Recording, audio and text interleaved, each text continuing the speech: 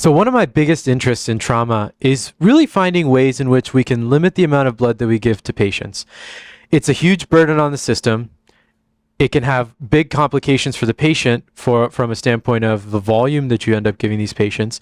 But there are a lot of interventions that are up and coming that really can be used to hopefully limit the amount of blood that we're giving to patients. So actually, Jeremy Kaswer is coming back to talk to us about REBOA. Come on up, Jeremy. All right. Thanks, Sean. All right, take it away. So what I want to talk about, as Sean mentioned, is something that's very exciting, that's relatively new in the world of trauma, and that's going to be REBOA. Is it the future of trauma care? So again, I have no financial disclosures.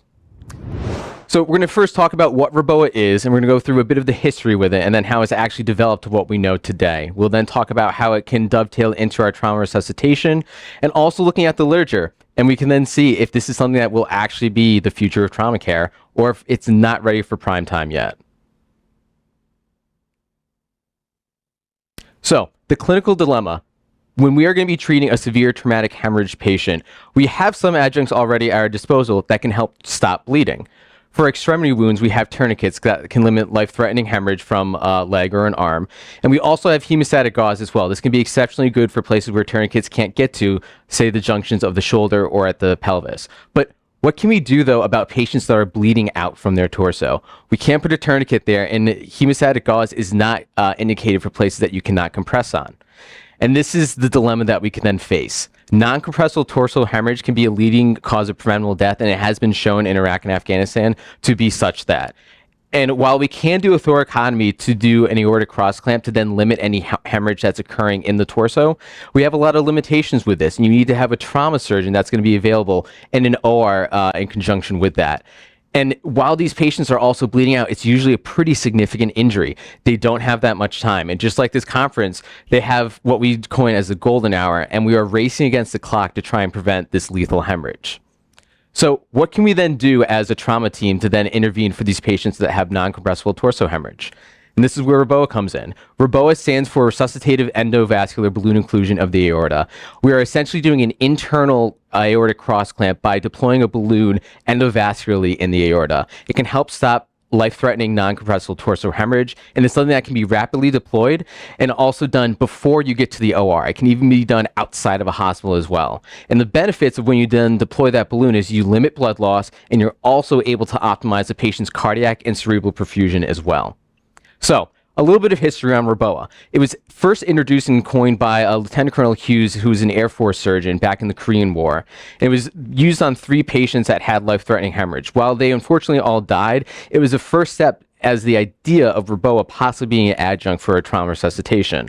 Over the next 50 years, there was a lot of animal studies and nothing really that was useful that came of REBOA that we now know of it today. However, though, in 2004-2007, another Air Force surgeon, Colonel Rasmussen, was able to bring about the feasibility of REBOA and how it could be utilized during OIF. And a few years later, he then actually patented what we know as ER REBOA. And from there, we had a lot of literature that came out in the 20-teens era. And also, it was incorporated into the joint trauma system in clinical practice guidelines as well. We then had databases, Aorta 1, Aorta 2, that then we were then able to start to study the outcomes of patients with REBOA. And then in 2020, we then had the second generation of REBOA that was introduced, which is called P-REBOA Pro. And what P-REBOA Pro is, it is a catheter that is able to allow partial occlusion. The first generation, they were larger, and it was just a simple all-or-nothing balloon. Whereas the second generation, they have semi-compliant flow channels on the balloon, which allows partial occlusion, which is very, very key. Why, you might ask? Well, the ability to have a conformable balloon that allows blood to seep through the balloon allows for partial occlusion, and thus partial perfusion distally.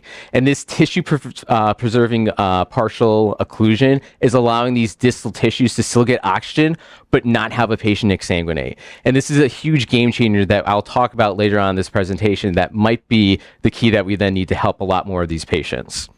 So going over indications for REBOA, and this is the same for the first and second generation, it's going to be a patient that's going to be in severe hemorrhagic shock, that's not responding to blood product transfusions, and they have a suspected injury below the diaphragm.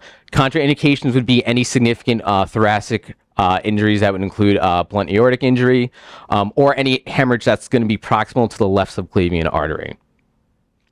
So there are unfortunately complications like with any procedure that will see REBOA. The most common one is going to be AKI, and that's likely going to be due to occluding renal blood flow, and also limb ischemia. And this is typically when we see a cannulation of the superficial femoral artery instead of the common femoral artery, which is going to be a bit more proximal.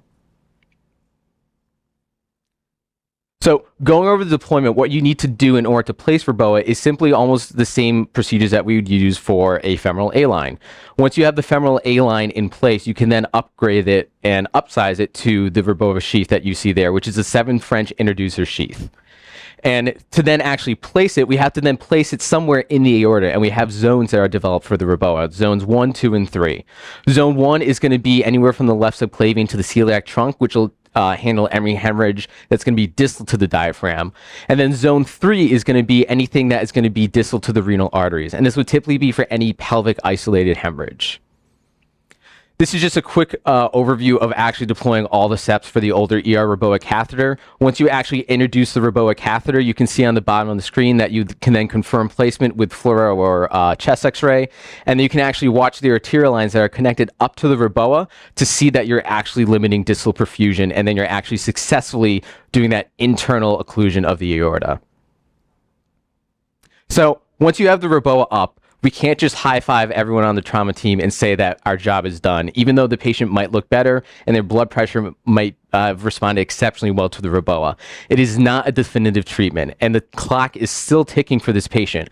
They're a severe hemorrhage trauma patient, and they still need some type of definitive surgical hemostasis.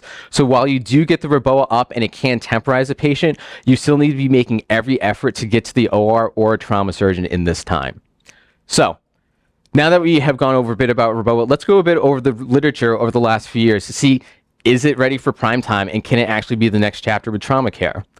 So as I was mentioning earlier, REBOA really only came onto the block about 14 years ago.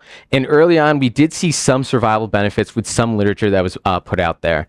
There are a few significant trauma surgeons in the trauma world that did some studies, and a lot of these were retrospective observational studies that showed that there was some benefit versus doing a resuscitative thoracotomy for severely injured, exsanguinating trauma patients. While they did show some statistically significant improvements in mortality, they did also note that there were a lot of complications and a lot of sequelae that occurred from the REBOA. Things like AKIs, bowel ischemia, or limb ischemia as well. What we then saw over the last 10 years is that in particular countries, Japan became a huge proponent of REBOA, and they were implementing it a lot across a lot of their trauma centers. We then got a lot of retrospective data from the Japanese from this, but we started to notice that there were some concerning trends with REBOA. Compared to resuscitative thoracotomy or standard of care, they actually showed that some REBOA patients were having worse outcomes compared to the other standards of care and treatment for these trauma patients. It should be noted, though, that in some of these studies, though, that the REBOA patients had exceptionally long occlusion times, well beyond an hour. And we actually got a lot of information from these, though, to indicate to us that the REBOA cannot be deployed forever. You're essentially causing distal ischemia, and the Japanese studies showed that there were no survivors actually beyond 45 minutes of zone 1 full occlusion for REBOA. So a little bit of a setback, but it was still useful data moving forward for trying to better understand what REBOA can do for us in our trauma care.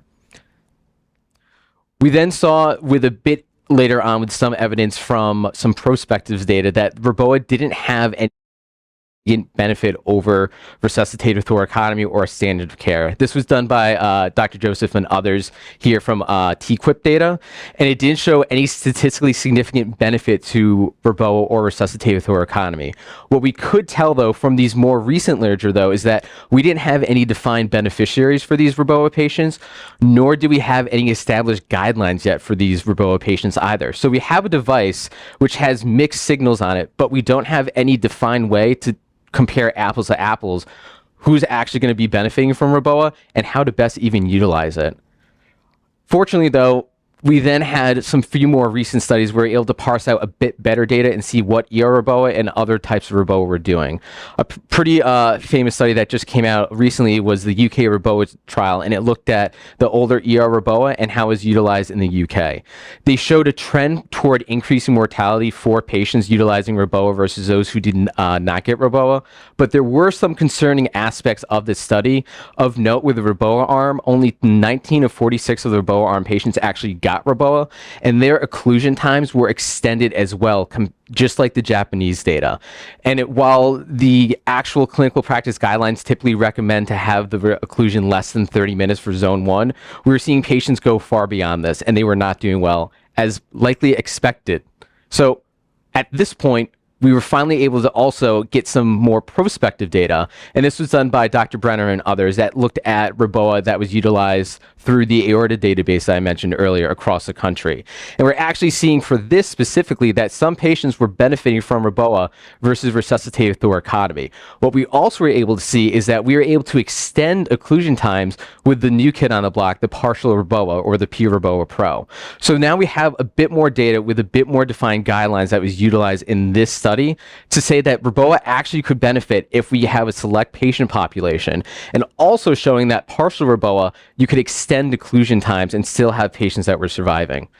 And one of the most significant studies too recently was Dr. Harfouche from Shock Trauma and all the other trauma surgeons there that looked at utilizing REBOA in their very busy and high output trauma center. Now they have a lot of skilled surgeons down there, and when they looked at actually the survival of REBOA patients versus those to the historical means of controlling severe hemorrhagic shock, they showed a significant survival compared to the contemporary or historic trauma resuscitation without using REBOA.